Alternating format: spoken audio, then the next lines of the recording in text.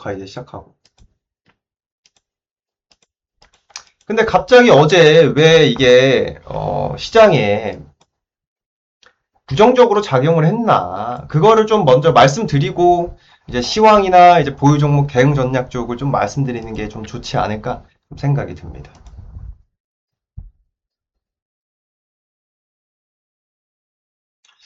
자, 글로벌 국채금리의 상승 세 가지 핵심 배경에 대해서 한번 좀 말씀을 드려볼게요.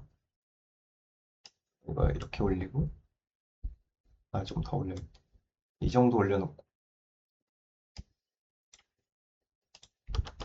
왜 때문에? 왜 때문에? 뭐 때문에? 대체 왜? 대체 왜 글로벌 금리가 이렇게 올랐나?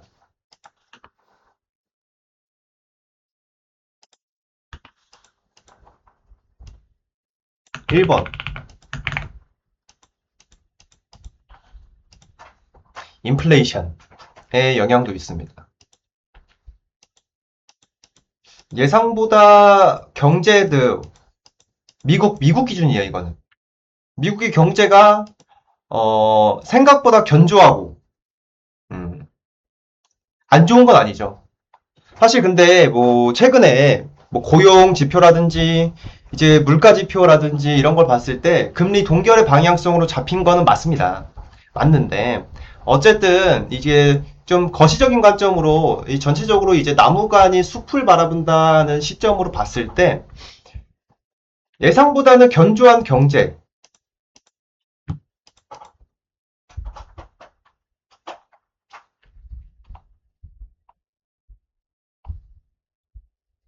그러니까 이제 미국이 기준금리를 뭐 인하하거나 동결로 방향을 잡으려면은 이 경기 둔화가 확실히 나와야 되고 확실하게 물가 안정이 확실하게 눈에 보여야 돼요. 지금은 연준 의장이 또 바뀌었잖아요. 과거에는 파월 의장이었는데 지금은 이제 케빈 허시 의장으로 바뀌었는데 이 확실한 물가 안정이 확인되어야 이제 케빈 허시는 금리 인하나 동결 쪽으로 이제 방향을 잡을 거다라는 시선이 조금 우세한 상황인데 근데 지금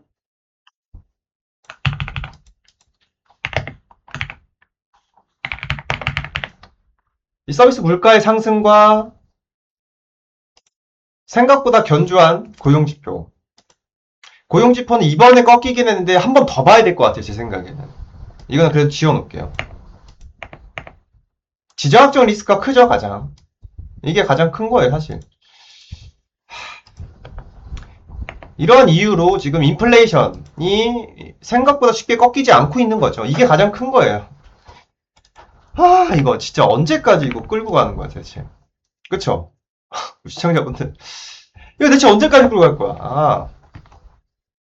뭐 전쟁 뭐 언제까지 하는 거예요, 대체. 트럼프 대통령 진짜, 예, 모르겠습니다. 이로 인해서 이 고금리가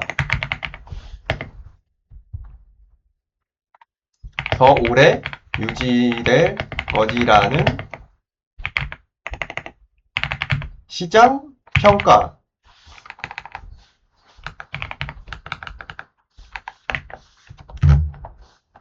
이래서 국채 금리가 떨어지지 않고 계속 올라가고 있는 거고.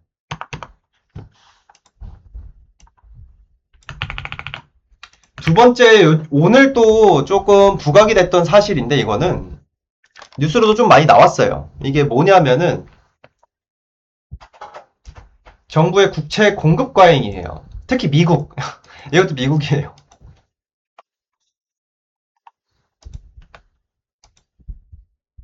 정부가 미국 기준으로 한번 보시죠. 경기 부양과 특히 국방비 증액, 복지 지출 등으로 대규모 재정 적자를 기록하며 시장의 국채를 대량으로 발행, 즉 시장에 공급을 해주고 있다. 정부가 국채를 발행한다. 라는 것은 그 국채가 시장에 공급되는 것이죠. 이게 양이 많으면 많을수록 좋은 거 아니냐라고 물어보실 수도 있는데 그건 아니에요. 좋진 않습니다. 어느 정도 풀려야 좋은 거지 엄청 많이 풀린다고 생각을 했을 때 좋지 않은 거예요. 그걸 사줄 시장에 돈이 그렇게 많지 않을 수도 있는 거죠. 선택을 안 할 수도 있는 거고. 자, 시장에 이 국채 매물이 쏟아지게 되면은 말씀드렸죠. 채권의 가격은 하락하고 반대로 금리는 상승하는 방향으로. 사줄 사람이 없으니까 채권의 가격이 하락하고 채권의 가격이 하락되면은 반비례합니다. 국채 같은 경우에는 채권의 가격이 하락하고 반대로 금리는 올라가는 이런 식으로 반비례하면서 움직이거든요. 채권이 국채 같은 경우에는 가격이 떨어지면 금리는 오른다. 그냥 간단하게 이렇게 생각해 주시면 돼요. 너무 복잡하게 생각하지 마시고.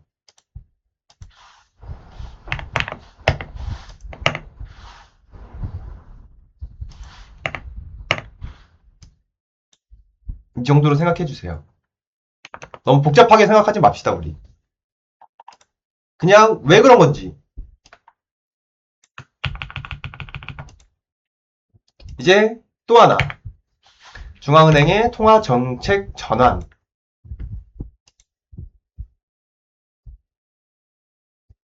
이건 일본에 조금 해당하는 상황이죠.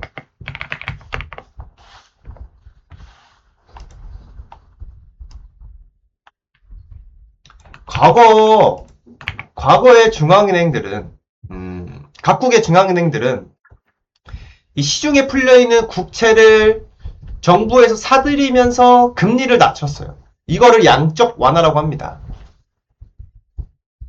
이 시장에 풀려있는 국채를 걷어들이면서 유동성을 흡수하는 거죠, 한마디로. 흡수하면서 금리를 낮추는 효과를 우리가 채택을 했다라고 생각하면은 최근에는 이 보유 채권을 축소하는 양적 긴축을 진행하거나 보유 채권을 정부가 축소한다는 뜻은 무엇이냐?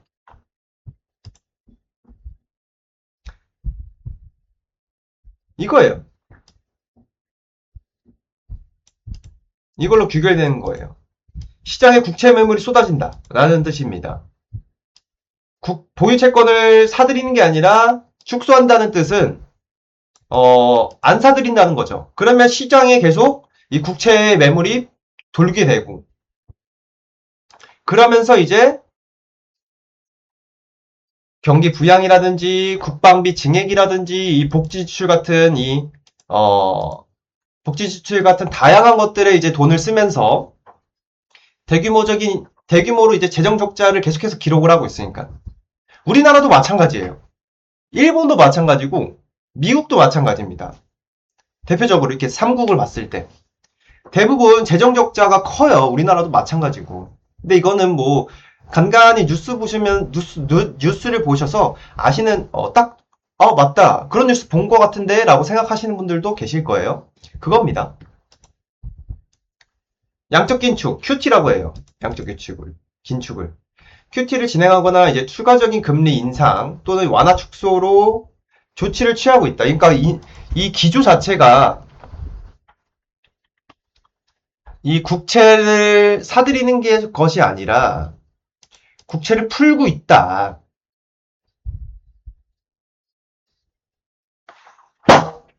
죄송합니다. 자. 그래서 결론이 뭐냐?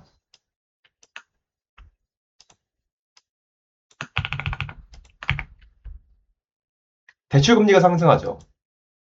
대출금리가 상승한다. 금리가 오르면 당연히 대출금리가 상승하죠. 1차원적인 생각해 보십시다.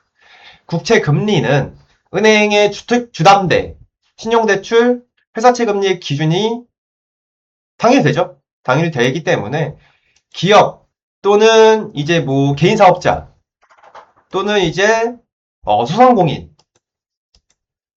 이자 부담이 커지게 되는 거죠. 1번.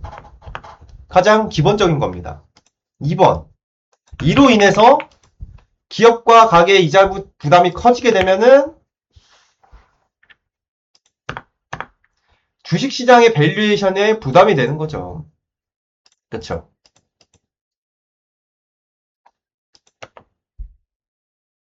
이 국채금리가 올라가게 되면은, 그러니까 한마디로 간단하게 우리가 생각을 해보십시다. 금리가 올라가면은 시장 이 은행이자가 올라가는 뜻이잖아요. 그 올라간다는 뜻이잖아요. 은행이자가 올라가면은 굳이 내가 지금 주식시장에 투자를 해야 되는 게 맞을까? 라는 생각이 들겠죠. 그렇게 되면 정말 안정적인 뭐 배당주라든가 이제 뭐 우리나라로 치면 뭐 삼성전자 하이닉스처럼 정말 대형 우량주들 제외하고는 이 성장주들의 매력도가 상당히 많이 낮아지는 겁니다.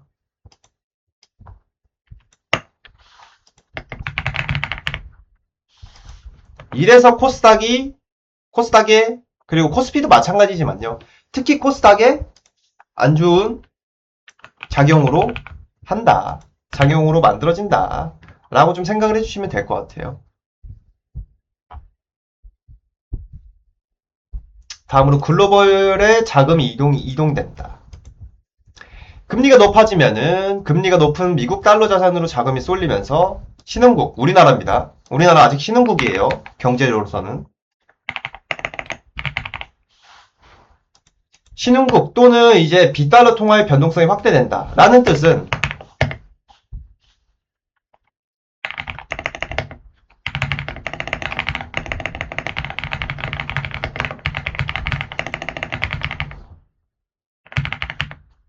주식시장에 자금이 빠져나간다라고 우리가 생각을 해볼 수 있어요. 당연하죠. 굳이 미국인들 입장에서 뭐 살 필요가 있겠습니까? 달러로 그냥 환전해서 미국 은행에 예금을 하면은 이자 따박따박 나오고 안정적으로 수익이 나는데 그렇겠죠. 그래서 미국이 금리가 올라가면 안 좋고 금리가 내려가면 내려갈수록 우리 국내 증시에 호재로 작용한다라고 얘기하는 게 다 이런 이유예요. 결국에는.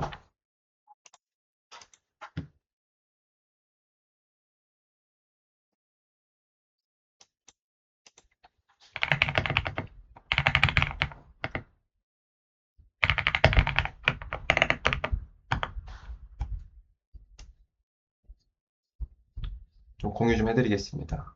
그래서 적어놓은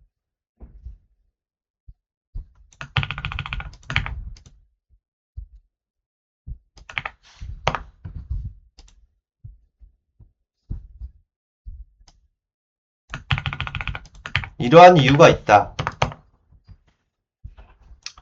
이러한 이유가 있다. 근데 뭐 지금 다행히 시장이 미국 국채 10년물을 요즘 많이 보거든요. 일단 지금 이제 이거 얘기는 끝났고요. 시장 한번 좀 짧게 살펴보면은 나스닥 선물인데 3번봉 차트예요. 시작할 때는 좀 하락으로 시작을 했지만은 다시 반등으로 조금 올라왔어요. 올라왔고 제가 지금 보여드리고 싶은 거는 미국 10년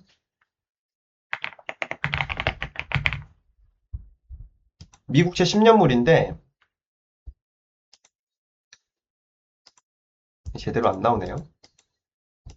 어쨌든 지금 4.7 정도로 내려왔어요. 다행히. 4.5 또는 4.6 아래 언더로 있어야 4.6 아래에 있어야 어느 정도 그래 뭐 나쁘진 않군 정도로 우리가 좀 평가를 할 수 있거든요. 근데 4.7은 높긴 합니다. 미국제 10년물이 4.71포인트면은 좀 높은 편이긴 해요. 그리고 미국도 이렇게 높긴 하지만 가장 큰 트리거는 역시 어제 TV방송에서도 제가 말씀드렸다시피 저겁니다.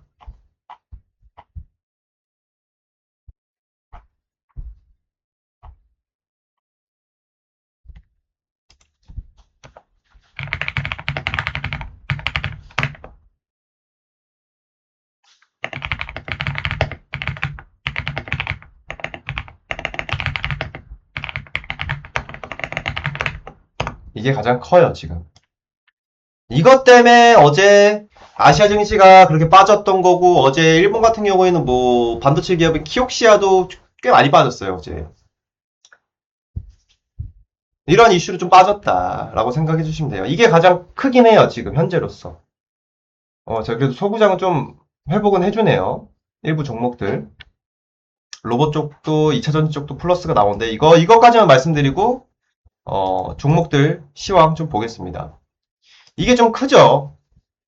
뭐, 많이들 알고 계시는 사실이긴 하니까 제가 좀 간략하게 짚어볼게요.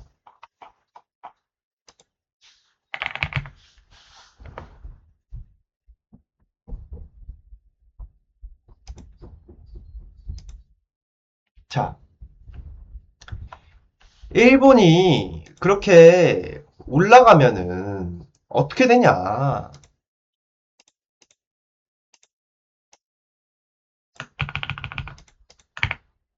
일본의 이 장기금리의 상승은 미국과 일본 간의 금리 차가 축소된다. 그렇다는 것은 엔화 가치의 반등 압력이 일어난다. 라는 뜻은 무엇이냐?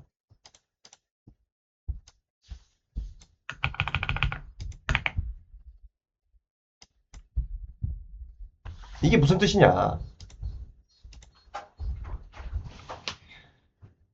엔화, 엔화 자금의 조달 비용 증가. 그러니까 그동안 거의 0%에 가까운 금리로 이제 해외, 미국이든 뭐 우리나라든 뭐 다양한 유럽 국가들도 그렇고 다양한 국가들이 일본 돈을 빌려서 다른 나라에 투자를 많이 했다고요. 그동안. 몇십 년 동안. 일본이 그동안 이 엔캐리 청산에 대한 자꾸 우려감이 요즘 최근에 뭐 올해 상반기에 한 번 나오긴 했었어요. 그쵸? 저도 방송에서 한번 말씀드렸던 기억이 나는데 그때 이후로 이 정도로 좀 시장에 충격을 줬던 게 두 번째 같아요. 그때는 그냥 자연스럽게 넘어갔는데 오늘 또 이유가 나오는 이유가 무엇이냐? 한 번 더 좀 말씀을 드려보자면 한마디로 일본의 금리가 올라가면은 그동안 0%에 가까운 금리로 빌렸던 이 자금들이 다시 일본으로 돌아오겠죠. 해외에 투자됐던, 미국으로 투자가 됐던, 한국으로 투자가 됐던, 다시 일본으로 투자가 됐던.